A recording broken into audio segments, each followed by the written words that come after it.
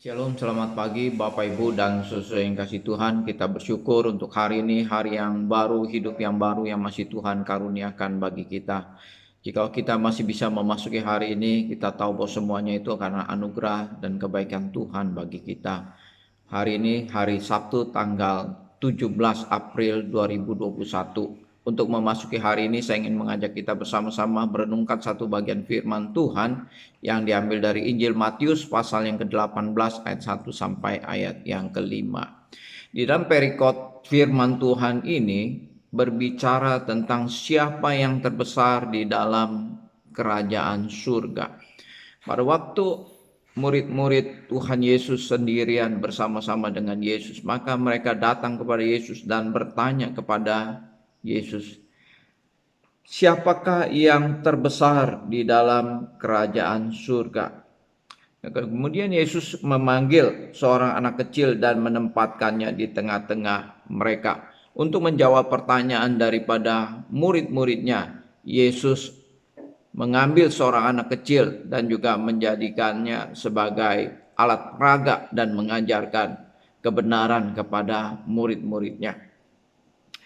Yang pertama Tuhan Yesus katakan, jikalau seorang ingin menjadi yang terbesar di dalam kerajaan surga, maka dia harus bertobat dan menjadi seperti anak kecil. Di situ dikatakan, lalu berkata, aku berkata kepadamu sesungguhnya jika kamu tidak bertobat dan menjadi seperti anak kecil ini, kamu tidak akan masuk di dalam kerajaan surga.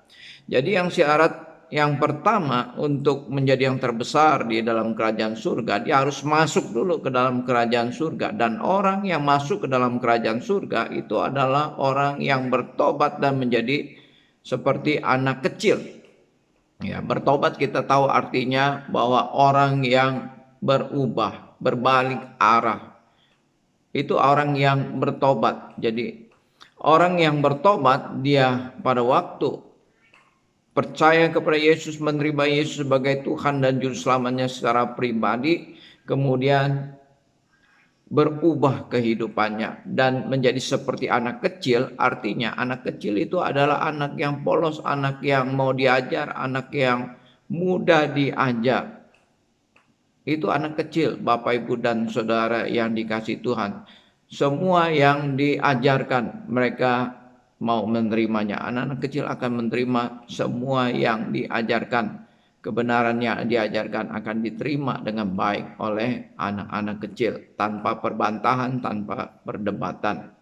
Jadi ini adalah merupakan syarat yang pertama. Jikalau ingin menjadi yang terbesar dalam kerajaan surga, dia harus bertobat dan dia harus menjadi seperti anak kecil. Kemudian yang kedua, Tuhan Yesus katakan demikian. Sedangkan barang siapa merendahkan diri dan menjadi seperti anak kecil ini, dialah yang terbesar di dalam kerajaan surga. Selain dia bertobat dan menjadi seperti anak kecil, maka yang kedua Tuhan Yesus katakan, merendahkan diri dan menjadi seperti anak kecil. Ya. Jadi orang yang mau menjadi yang terbesar, caranya adalah dia harus merendahkan diri dan menjadi seperti anak kecil ini. Apa maksud Tuhan Yesus merendahkan diri dan menjadi seperti anak kecil ini? Ini adalah merupakan kebalikan daripada meninggikan diri. Pada waktu itu murid-murid ya berbicara di antara mereka. Mungkin ada yang merasa dia lebih hebat, dia merasa lebih dekat dengan Tuhan Yesus, dia merasa lebih pintar dan lain sebagainya. Dan mereka saling menyombongkan diri, saling meninggikan diri.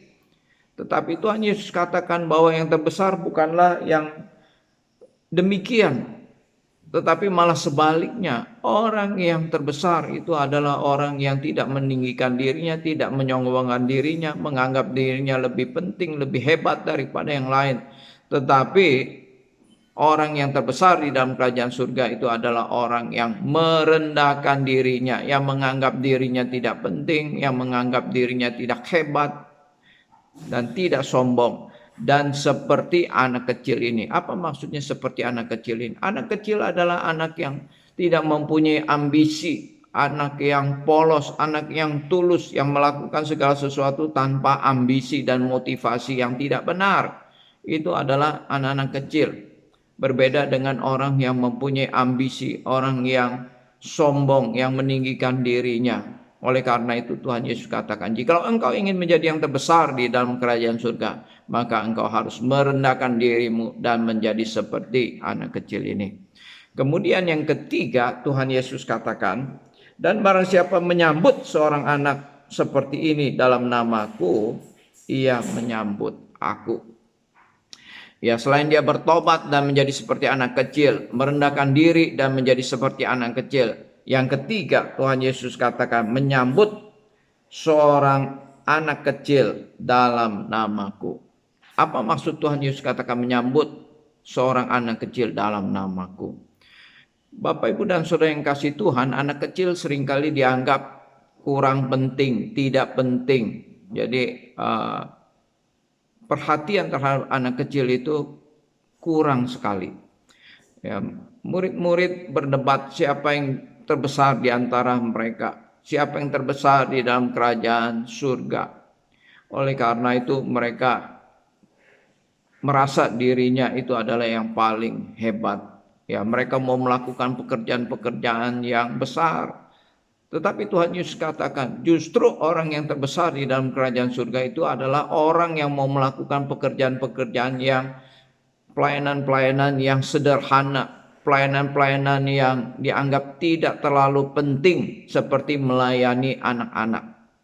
Jadi bukan hanya melayani yang hebat-hebat seperti mengadakan mujizat, menyembuhkan orang sakit, mengusir setan dan lain sebagainya, tetapi pelayanan yang dianggap kecil, pelayanan yang dianggap kurang penting, yaitu menyambut seorang anak kecil dalam nama Yesus. Artinya yang mau menaruh perhatian kepada pelayanan-pelayanan yang sederhana, pelayanan-pelayanan yang dianggap tidak penting, dialah yang terbesar di dalam kerajaan surga. Jadi ukuran terbesar di dalam kerajaan surga menurut Tuhan itu berbeda sekali menurut ukuran manusia. Bapak, Ibu, dan Saudara yang kasih Tuhan, di dalam kita melayani Tuhan, hidup bagi Tuhan, seringkali kita menilai dengan ukuran-ukuran manusia. Tetapi pada hari ini Tuhan Yesus mengajarkan kepada kita, janganlah kita menilai pelayanan, melakukan pekerjaan pelayanan itu menurut ukuran-ukuran manusia. Tetapi kita harus bertobat dan menjadi seperti anak kecil. Dan juga kita harus merendahkan diri menjadi seperti anak kecil. Dan kita mau menyambut seorang anak kecil dalam nama Yesus. Artinya kita mau melakukan pekerjaan-pekerjaan yang orang lain tidak mau lakukan. Kita mau melakukannya. Itu adalah orang yang terbesar di dalam kerajaan surga menurut ukurannya Tuhan. Kiranya Tuhan memberkati kita. Mari kita berdoa. Bapa di surga, terima kasih untuk firman-Mu yang boleh kami baca dan kami renungkan pada hari ini. Biarlah kami boleh mengerti akan kebenaran firman-Mu dan kami boleh melakukan firman-Mu di dalam kehidupan kami. Jika kami ingin menjadi yang terbesar, ya Tuhan, biarlah Tuhan tolong kami supaya kami boleh bertobat dan menjadi seperti anak kecil. Kemudian juga kami boleh merendahkan diri kami tidak meninggikan diri kami, dan kami menjadi seperti anak kecil yang tanpa ambisi, tanpa motivasi yang tidak benar. Dan juga kami boleh melakukan pelayanan terhadap anak-anak kecil yang seringkali dianggap pelayanan yang sepele, yang sederhana, yang tidak penting.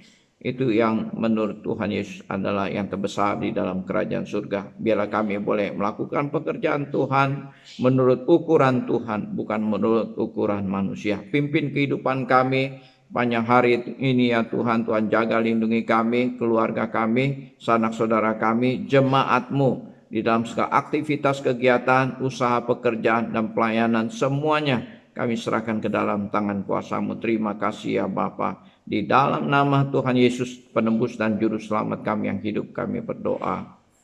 Amin. Bapak, Ibu, dan Saudara yang kasih Tuhan, marilah kita siapkan hati kita untuk beribadah kepada Tuhan. Besok adalah hari ibadah kita. Mari kita dengan hati yang penuh kerinduan menghampiri Tuhan untuk beribadah, memuji dan menyembah Dia. Selamat beraktivitas, Tuhan memberkati kita semua. Amin.